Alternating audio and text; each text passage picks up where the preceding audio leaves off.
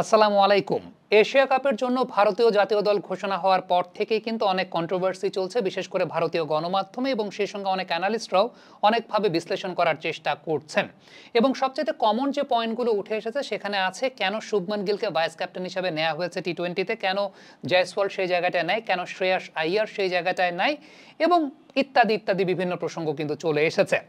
দেখেন, আমি champions trophy থেকেই যদি গৌতম গম্ভীরের ইনফ্লুয়েন্স ওভার দ্য সিলেক্টর্স চিন্তা করি, কিন্তু এর আগে আমরা দেখেছি যে গৌতম গম্ভীর তার পছন্দসই একটা দল সবসময় চান সিলেক্টরদের কাছ থেকে, অর্থাৎ সিলেক্টররা যে দলটা সিলেক্ট করেন তার সঙ্গে গৌতম গম্ভীরের একটা ইনফ্লুয়েন্সের জায়গা থাকে। সেই জায়গায় আমি একটা কমন বিষয় দেখতে পেয়েছি যে গৌতম গম্ভীর খুব ম্যাচ আপে বিশ্বাস করেন, তিনি খুব ম্যাচ আপে বিশ্বাস করেন, এবং সেই সঙ্গে তিনি প্রত্যেকটা পজিশনের একটা ব্যাকআপ রাখতে চান স্কোয়াডে, এবং সবচেয়ে ইম্পর্টেন্ট যে ফ্যাক্টরটা সেটা হচ্ছে ইউটিলিটি ক্রিকেটার খুব পছন্দ করেন তিনি। কেন আমি বলছি, দেখেন এই দলটাতে সঞ্জু স্যামসন এবং জিতেশ শর্মা দুজন উইকেট কিপার, এবং গৌতম গম্ভীর চেয়েছেন আসলে দুজন উইকেট কিপার রাখার জন্য, অর্থাৎ একজন উইকেট কিপারের ব্যাকআপ আর একজন রাখার জন্য। আপনি যদি পেস বোলারের জায়গা থেকে চিন্তা করেন, হর্ষিত রানা আছেন, তিনি থার্ড সিমার হিসেবে, অর্থাৎ যে দুজন মেইন পেস বোলার রয়েছেন জসপ্রীত বুমরা এবং সেই সঙ্গে আর্শদীপ সিং, তাদের ব্যাকআপ হিসেবে তিনি সেই জায়গাটা হর্ষিত রানাকে পছন্দ করেছেন। এবং যদি আপনি চিন্তা করেন যে দুজন অলরাউন্ডার আছে, একজন হার্দিক পান্ডিয়া এবং একজন অক্ষর প্যাটেল, তাদের ব্যাকআপ হিসেবে তিনি শিবম দুবেকে রাখতে চেয়েছেন। অর্থাৎ ওই যে ম্যাচ আপটা গৌতম গম্ভীর আসলে সবসময় খুব পছন্দ করেন। এবার আমি একে একে আসলে কোন ক্রাইটেরিয়া থেকে গৌতম গম্ভীর ইনফ্লুয়েন্স করতে পারেন বা সিলেক্টররা রাখতে পারেন, এবং সেই জায়গাটায় আমার ব্যক্তিগত মতামতের জায়গাটার ভিত্তিতে একটা বিশ্লেষণ করতে চাই।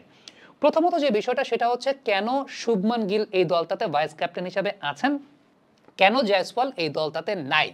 এই ব্যাপার নিয়ে প্রসঙ্গ যখন উঠেছে তখন প্রেস কনফারেন্সে সূর্যকুমার যাদবের একটা কথাকে আমি কোট করতে চাই। যাদব একটা কথা বলেছেন, সেটা হচ্ছে লাস্ট টাইম যখন শুভমান গিল আমাদের দলে ছিলেন সেই সময়টাতে কিন্তু তিনি ভাইস ক্যাপ্টেন হিসেবেই ছিলেন, এবং আমি সেই ম্যাচটাতে ক্যাপ্টেন ছিলাম।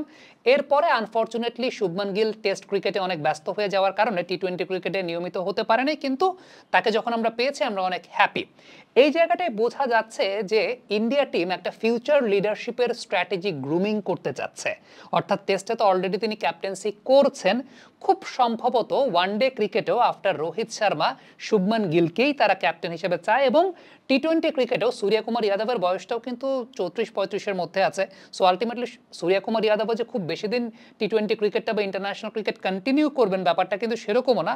ইন্ডিয়া আলটিমেটলি একটা ফিউচার লিডারশিপের গ্রুমিংটা সেই জায়গাটা করতে চাচ্ছে বলেই আমার কাছে ব্যক্তিগতভাবে মনে হয়েছে, এবং সেই সঙ্গে লেফট হ্যান্ড রাইট হ্যান্ডের একটা ম্যাচ আপের ব্যাপার আছে, সেই ম্যাচ আপটাও চিন্তা করতে পারে। অভিষেক শর্মা বাঁহাতি ব্যাটসম্যান রয়েছেন, তার সঙ্গে শুভমান গিল একজন ডানহাতি ব্যাটসম্যান। এখন বাঁহাতি ব্যাটারের কম্পিটিটরের জায়গায় অভিষেক শর্মার সঙ্গে সেটা যশস্বী জয়সওয়ালের কম্পিটিশনটা হতে পারে, এবং এই জায়গাটা একটা কথা বলেছেন গৌতম গম্ভীর, সেটা হচ্ছে অভিষেক শর্মার স্পিন বোলিংটা কখনো কখনো কাজে লাগতে পারে, বিশেষ করে সংযুক্ত আরব আমিরাতে যখন খেলা হচ্ছে সেই জায়গাটা কিন্তু স্পিনারদের একটা ডমিনেশনের জায়গাটা আছে, এবং কখনো কখনো সেই জায়গাটা স্পিনার প্রয়োজন হলেও হতে পারে।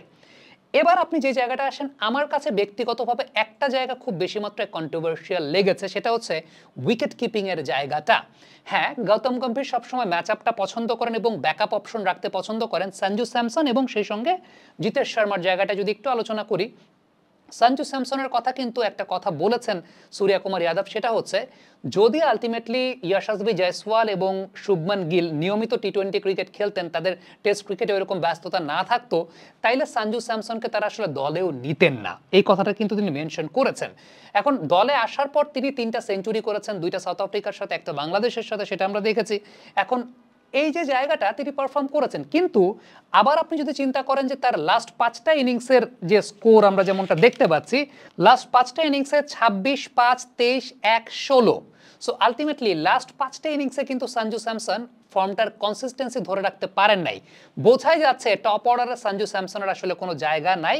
জিতেশ শর্মা আইপিএলে মিডল অর্ডারে ভালো পারফর্ম করেছেন। সর্বশেষ জিতেশ শর্মা ইন্ডিয়া টিমে খেলেছেন টি-20 ক্রিকেট অনেক আগে, 2024 সালে। এর মাঝে কিন্তু তিনি ইন্ডিয়া টি-20 টিমে খেলেন নাই, কিন্তু যেহেতু ঋষভ পান্টকে এই মুহূর্তে ইউজ করা যাচ্ছে না, সো আলটিমেটলি মিডল অর্ডারে একজন উইকেট কিপারকে যদি খেলাতে চায় ইন্ডিয়ান টিম, তাহলে সেটা জিতেশ শর্মা। আমরা দেখেছি যে লখনউয়ের সঙ্গে একটা দুর্দান্ত ইনিংস তিনি খেলেছিলেন, 33 বলে 85 করেছিলেন, মুম্বাইয়ের সঙ্গে 19 বলে 40 করেছিলেন। সো মিডল অর্ডারে একজন উইকেট কিপার খেলাতে চাইলে সেটা জিতেশ শর্মার অপশনটাই হতে পারে। এখন আমার প্রসঙ্গের জায়গাটা কোথায় জানেন, আমার ব্যক্তিগত মতামতের জায়গা যদি আমি বলি, যে এই জায়গাটা আপনি যখন সঞ্জু স্যামসনকে রাখছেন, সঞ্জু স্যামসনকে আলটিমেটলি কিন্তু খেলাবে বলে মনে হয় না। Shreya Iyer could have been there, should have been there, not could have been, should have been there. Shreyas আয়ার ইন্ডিয়ার এই টিমের চান্স পান না, মানে এটা এটা ভাবতেও আসলে খুব অবাক লাগে। আইপিএলে 50 গড়ে ব্যাটিং করেছেন, 170-এর উপর স্ট্রাইক রেট, এবং যে ফর্মে তিনি ছিলেন, যেভাবে পাঞ্জাবের ক্যাপ্টেন্সি করেছেন, শ্রেয়াস আয়ার শুড হ্যাভ বিন দেয়ার। এবং সেটা আমি ব্যক্তিগতভাবে মনে করি যে এই পার্টিকুলার পজিশনটা যেখানে আপনি সঞ্জু স্যামসনকে ক্যারি করছেন, হ্যাঁ ব্যাকআপ উইকেট কিপার রাখা, এখন দুইটা অপশন, একটা হচ্ছে যে যদি জিতেশ শর্মা ইনজুরিতে পড়েন, definitely you have the option যে আপনি ইন্ডিয়া থেকে কল আপ করে তার রিপ্লেসমেন্ট একজনকে নিয়ে আসতে পারেন উইকেট কিপার। এখন ওই যে ফর্ম যদি খারাপ থাকে জিতেশ শর্মার, একটা দুইটা ম্যাচ যদি খারাপ খেলেন, এখন পরের ম্যাচটা তাকে খেলাবেন নাকি অন্য উইকেট কিপার খেলাবেন? যদি অন্য উইকেট কিপার খেলান, why it's Sanju Samson? Sanju Samson is proven in the top order, not in the middle order. So এটাও একটা প্রসঙ্গের জায়গা আসে, এটা একটা জায়গা আসতে পারে। সো এটা আমি জানি না যে সিলেক্টররা কোন বেসিসে করেছেন, এটা আমি অ্যানালাইজ করে আসলে পাইনি, কিন্তু আমার কাছে মনে হয়েছে শ্রেয়াস আয়ার should have been there.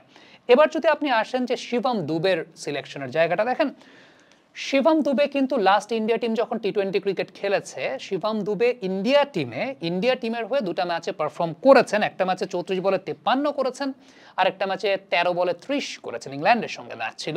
So Shivam Dubey India টিমে ছিলেন, ইন্ডিয়া লাস্ট যখন টি-20 ক্রিকেট খেলেছে ইন্ডিয়া টিমে শিবম দুবে ছিলেন। আইপিএলে শিবম দুবে এক্সপেকটেশন ফুলফিল করতে পারেন নাই, স্পিনে ভালো খেলেছেন কি খেলেন নাই, এক্সপেকটেশন ফুলফিল করতে পেরেছেন কি পারেন নাই, দ্যাটস আ ডিফারেন্ট স্টোরি। তিনি তার মতো করে হয়তো বা চেষ্টা করে গেছেন, বাট এক্সপেকটেশন যে ফুলফিল করতে পেরেছেন বিষয়টা আসলে সেরকম না, আমি অন্তত বলবো যে না। বাট শিবম দুবেকে হয়তো রাখতে চেয়েছেন সিলেক্টররা, কনসিডারিং সংযুক্ত আরব আমিরাতে স্পিন কন্ডিশন থাকে এবং সেই জায়গাটা একজন স্পিনার এগেনস্টে প্রমিনেন্ট ব্যাটারকে রাখতে চেয়েছেন।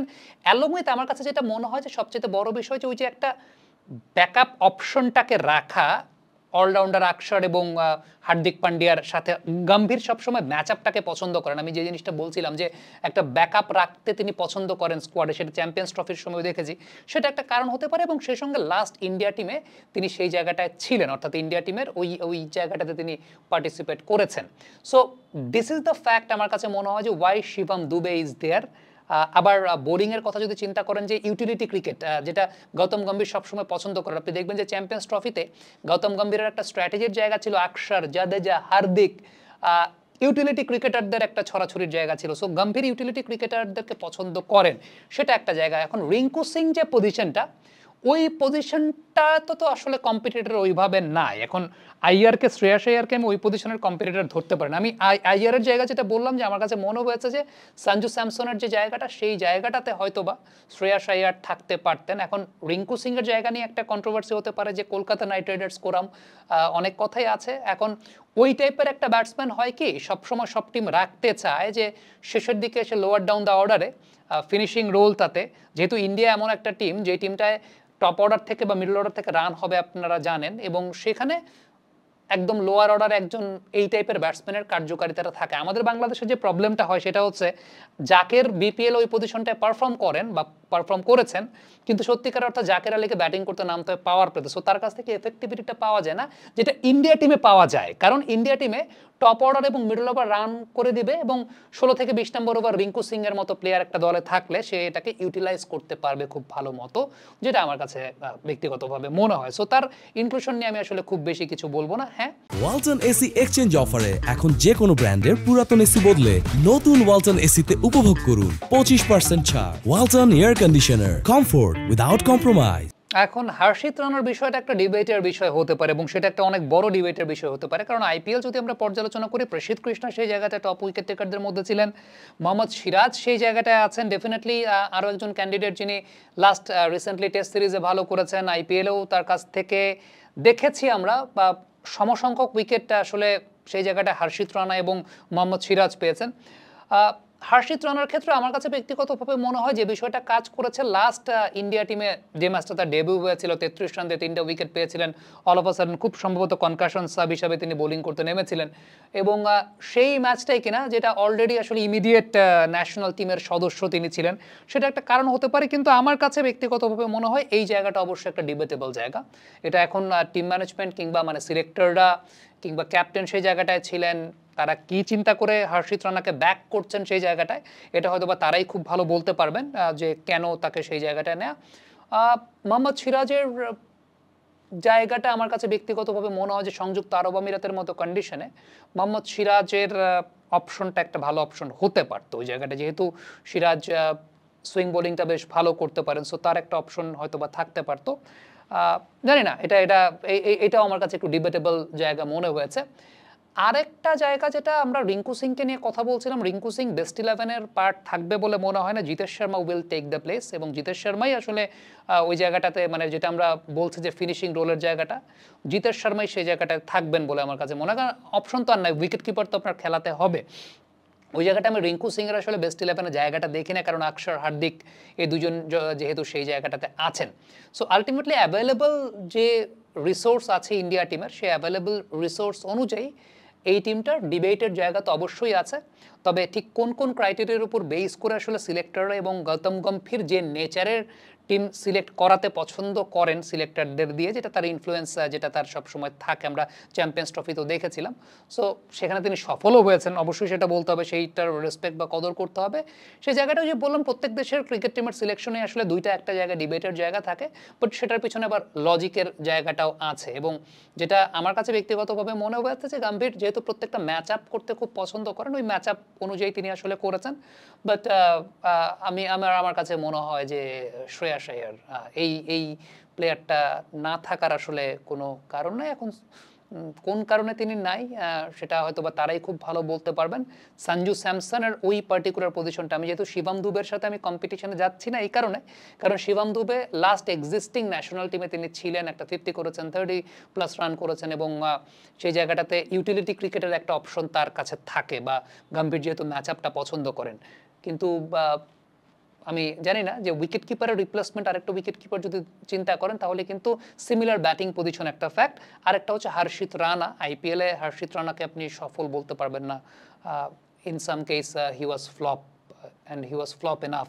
আপনি যদি চিন্তা করেন যে প্রসিদ্ধ কৃষ্ণ আইপিএলে ভালো করেছেন, এবং সেই সঙ্গে সিরাজ ইন রিসেন্ট টাইমসে ভালো ফর্মে ছিলেন, সেটা একটা ফ্যাক্টর জায়গা। এখন বাকিটা আসলে সিলেক্টরে ডিসাইড করেছেন ইন্ডিয়ান টিমে, বাট আমি আমার ব্যক্তিগত জায়গা থেকে যে অ্যাসেসমেন্টটা আমার কাছে মনে হয় যে এখানে হয়তো বা তারা একটু চিন্তা করতে পারতেন।